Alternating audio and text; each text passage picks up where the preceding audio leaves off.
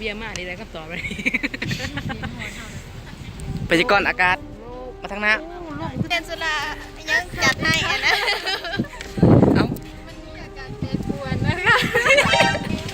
ตอนนี้ชมบรรยากาศอยู่ดีๆลมพายุก็มา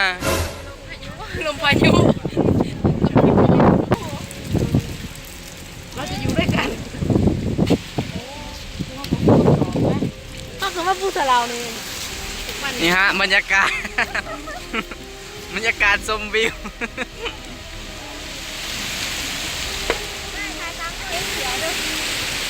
เอาเสือไปป้าพุ่น ลงมาแล้วป่าโอ้ เดี๋ยวแป๊บนึงอันหนึ่งสองสาม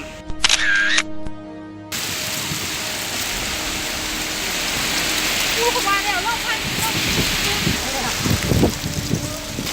ตอนนี้เนาะพายุกำลังบุกรุกพูดสเรา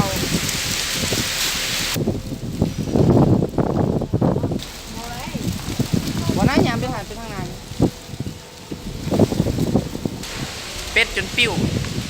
ย่นจน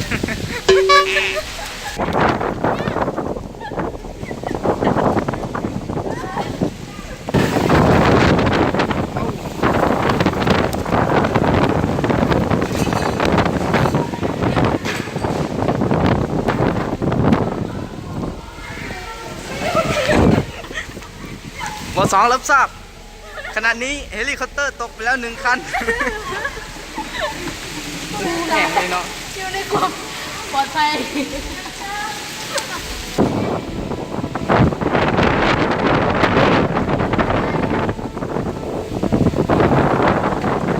บางหัน งานสังเกตเบิ่งต้นไม้ เ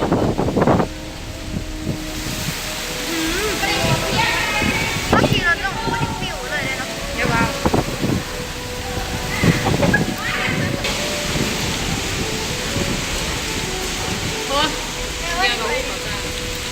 แห้งอะไร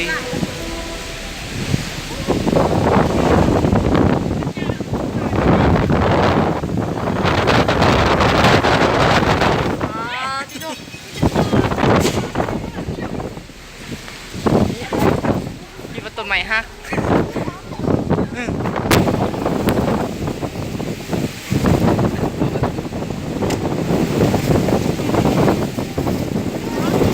ตอนนี้รถก็ติดคัดเนาะ รอบด้วยกันจะเบิ่งกี่ไงดิ เพราะลมมันแห้งลายอยู่กลางน้ พายุเขา ำลมแห้งอะไรเนาะโอ้เป็นตะยาน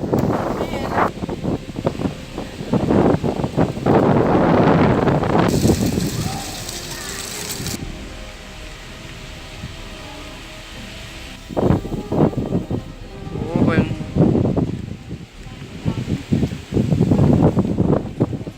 ิ่งความแตกต่าง ไอ้ลูกแม่มันไม่ยิ้มมันทำไม จะกอดดีๆนิดติ บ่หันจะลูกแห้งไร ลูกแม่ นี่ก็ยังแห้งอีก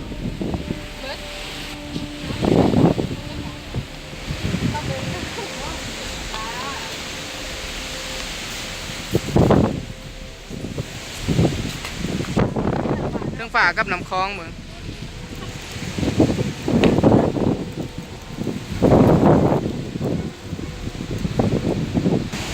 นี่ฮะเสียงลม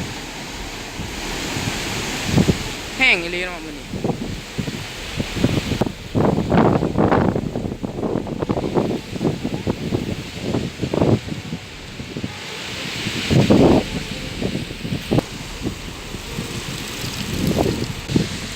วันนี้ก็ขอกลับกันเนาะลมแห้งอีหลี